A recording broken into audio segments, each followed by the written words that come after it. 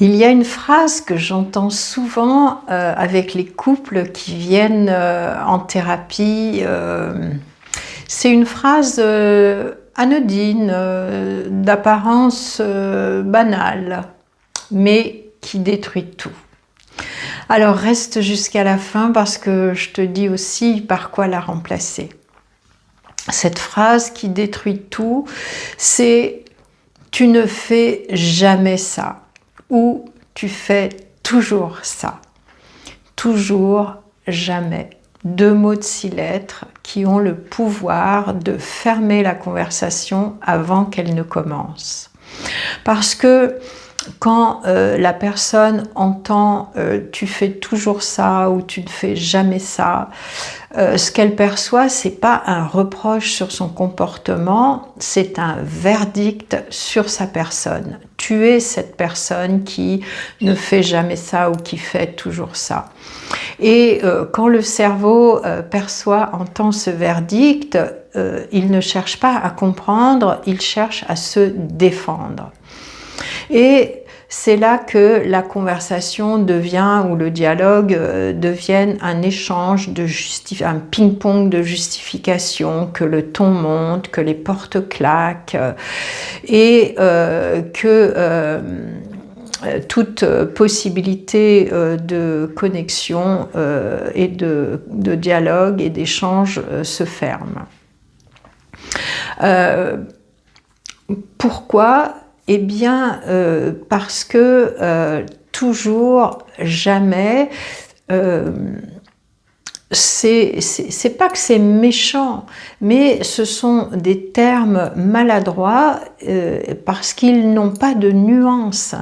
Ils nient les efforts que peut-être la personne a fait hier, il y a une semaine ou il y a un mois.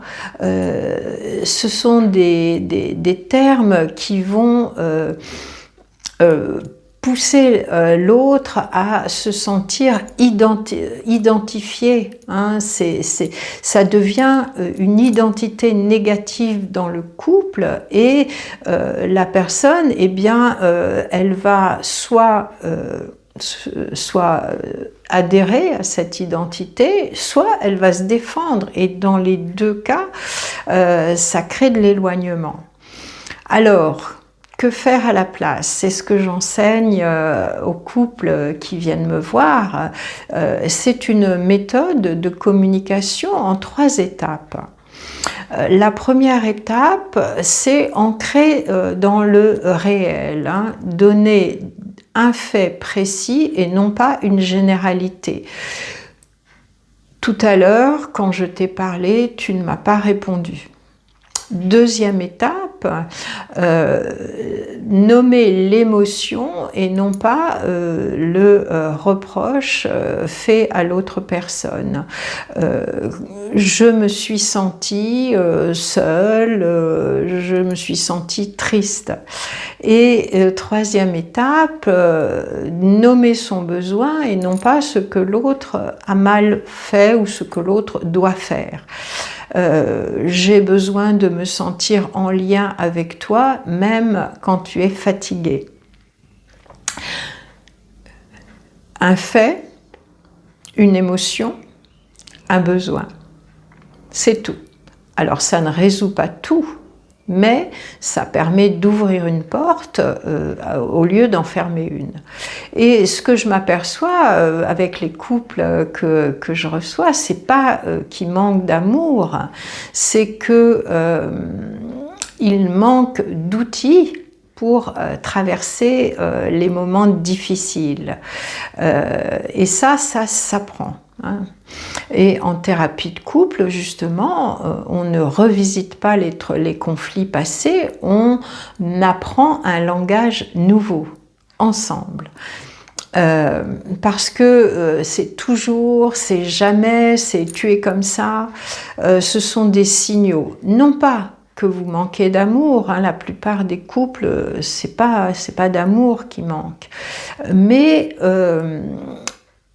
c'est des signaux qui montrent que vous êtes à bout, qu'il y a une souffrance et que vous n'en pouvez plus et que vous n'arrivez pas à l'exprimer autrement. Alors, si vous vous reconnaissez dans c'est toujours, c'est jamais, tu es comme ça, c'est peut-être le moment de venir en parler à deux ensemble. Je propose des séances de thérapie de couple, le lien est dans la bio et souvent la première séance marque un changement notable. Donc, si toi aussi tu as des mots que tu entends trop souvent dans ton couple, eh bien, dis-le moi en commentaire, je lis tous les commentaires. À bientôt!